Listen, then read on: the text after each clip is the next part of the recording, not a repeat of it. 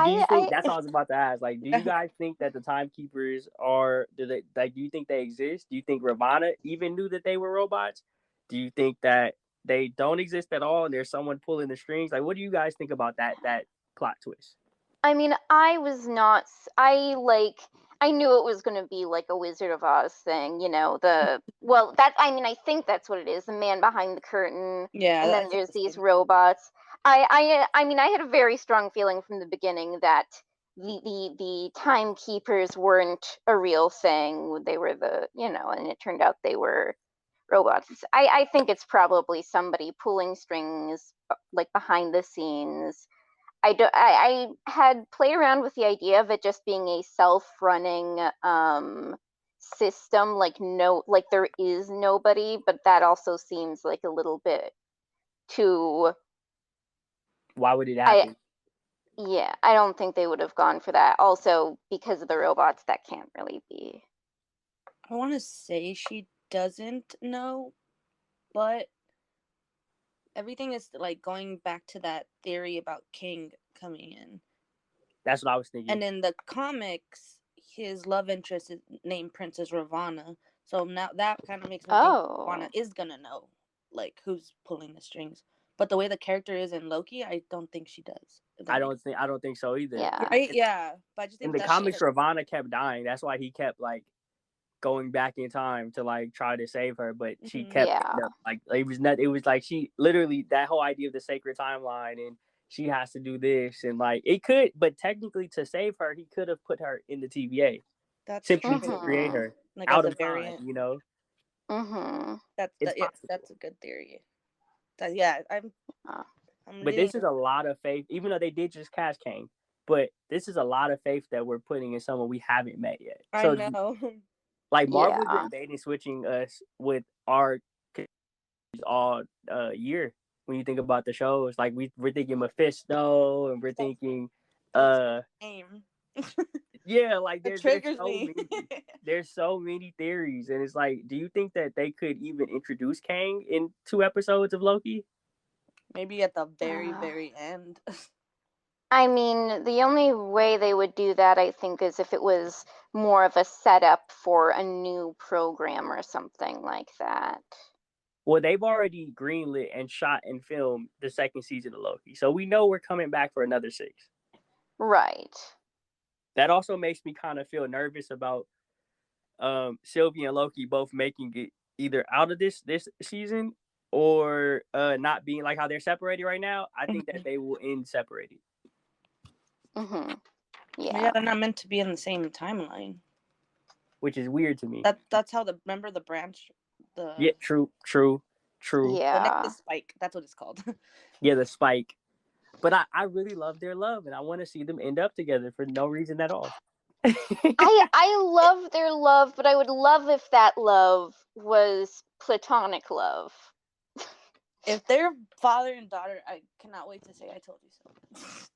You know what's crazy? If they're father and daughter, I might have to literally throw up.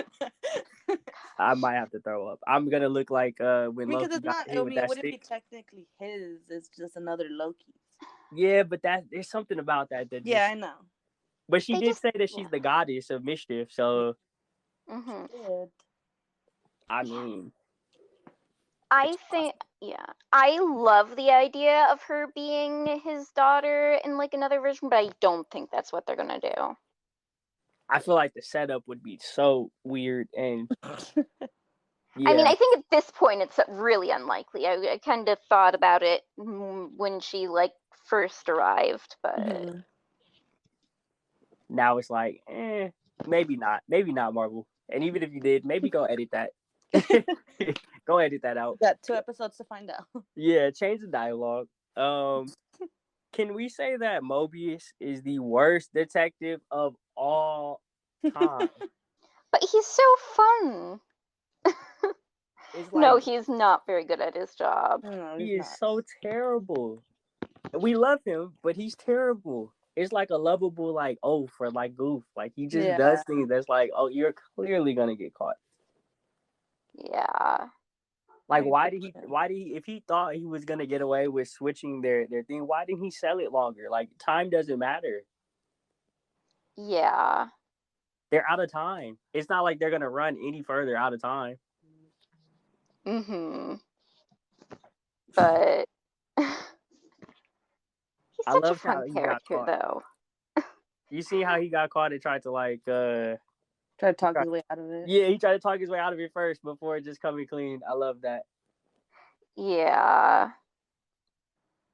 Showing his humanity. Because up to that point, I mean, he's been the most human character that we've seen.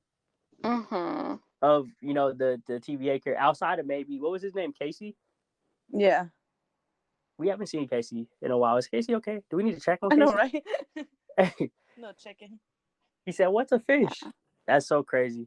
But it's a lot of weird theories about the TVA. Obviously, where do you guys think Mobius is going, and where do you think they're sending people with the sticky pokey things? They don't give good names to these things. I don't know what it's called.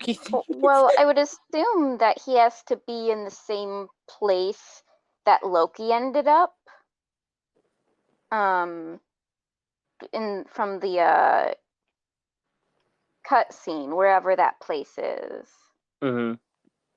I don't know exactly where it is, but I feel like, I mean, unless he's dropped off somewhere else. But what if he's like somewhere else with other Mobius variants? Oh, if like each person gets dropped off into a space that just has other variants of themselves. Like, maybe.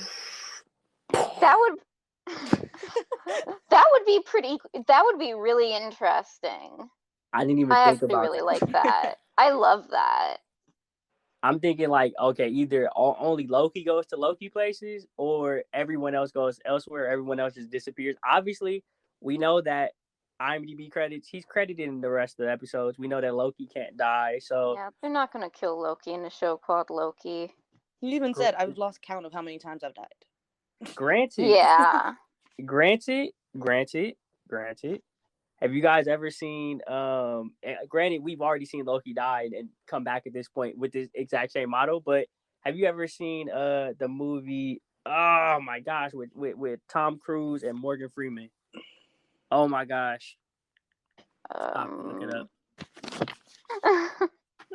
Oblivion. Have you ever seen Oblivion? I have not. I have not. Oh, I don't want to spoil it. It's such a good movie, but spoiling it without spoiling it. The end of the movie, we end up without Tom Cruise alive, like our Tom Cruise, but we end up with like another, because he was cloned. It was like 1 million clones of him. And so like he sets it up so like the woman that he like his wife and the woman he loved and all that stuff, like him and the daughter that they have, they all like they literally go to live with like another version of him who's like a exact clone, but he doesn't share the experiences he clearly had because he sacrificed himself like a martyr. So we get both a happy ending and a gotcha. But it was a weird type ending because obviously that's not our Tom Cruise. Yeah. It was just kind of like, okay, I guess we'll just accept this for what it is. Yeah. But then you have that Tom Cruise story. They could do something similar with Loki. I don't think they are though. I mean, I guess I feel like they've set up this character so much, and Disney is a lot about and Marvel is a lot about, you know, using these characters as much as they can, and they've kind of already done a thing where they've done a different version of Loki. I feel like they kind of want you to get attached to this version of Loki. True. That is very true. I mean, because they basically just did that with Gamora. Oh, right. I forgot about that. Like, that we're supposed to move forward with this other Gamora, which I think is going to be a big plot point for the holiday special and for the Guardians of the Galaxy 3. Yeah.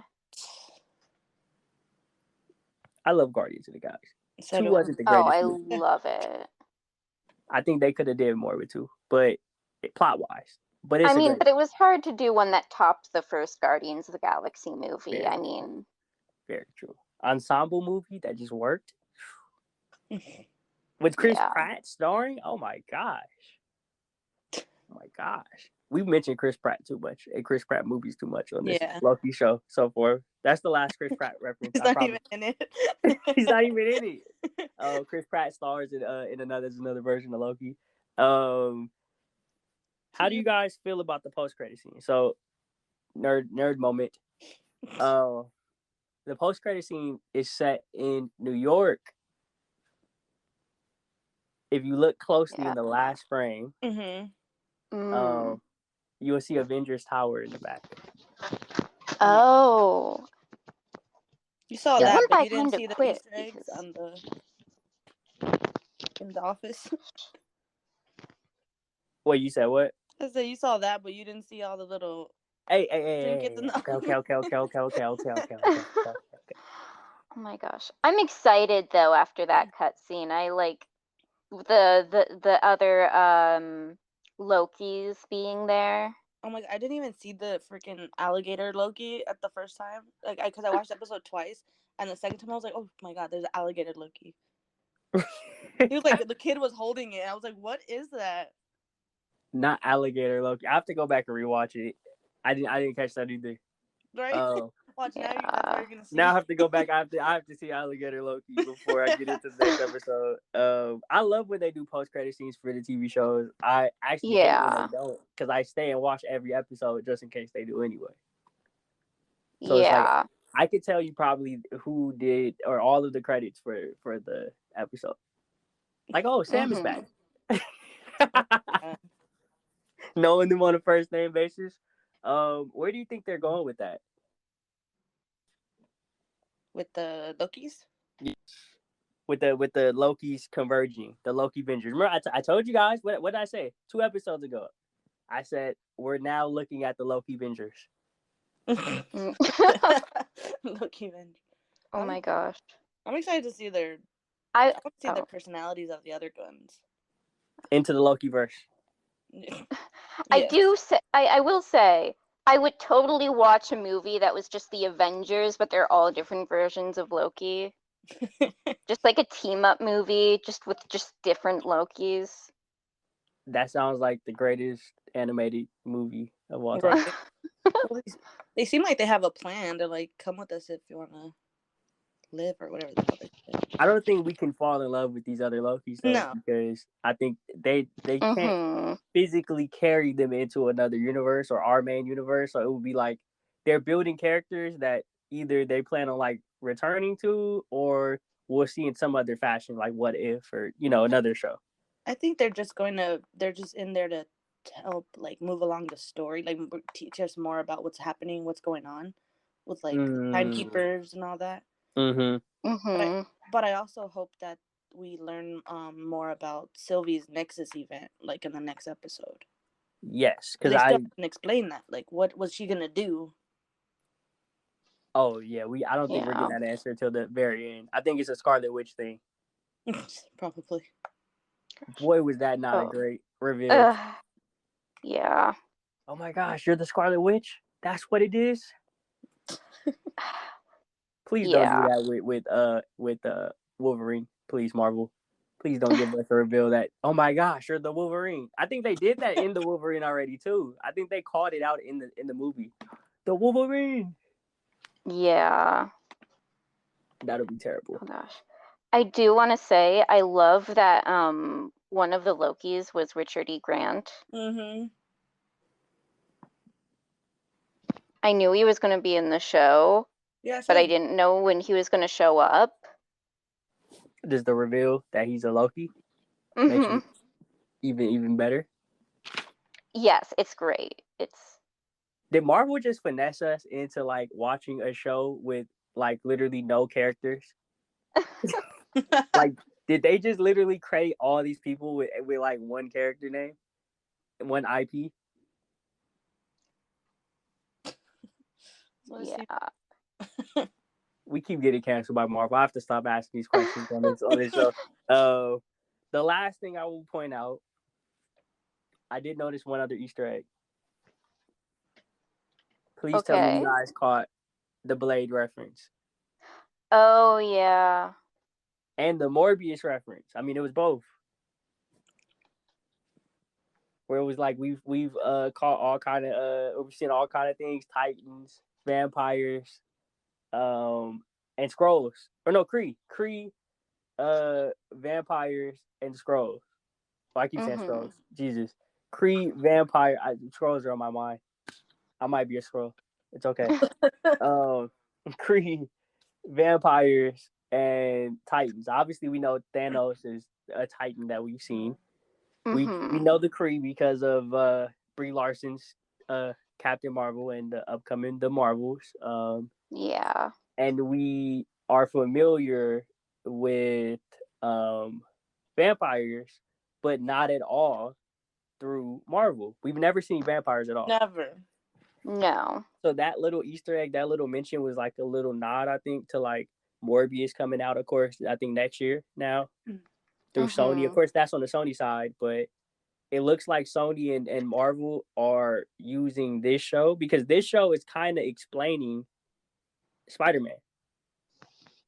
The different versions of Spider-Man and right. Spider-Verse. With literally the Spider-Verse. Like literally it's explaining like this next episode 5, whatever explanation it is with all these different Lokis, that's the same answer we're gonna get for Tobey Maguire, Andrew Garfield, and Tom Holland. I didn't even think of that, but yeah. Gotta have the nerd goggles on at all times. So I think that was a nice Easter egg, especially with Blade coming, because we know that Blade is set in the 1970s. So with Blade coming, it shows that vampires have always been around. Yeah. Thanks for watching the Polaris Network on YouTube. For exclusive shows and premium content, subscribe to the Polaris Network on Patreon right now.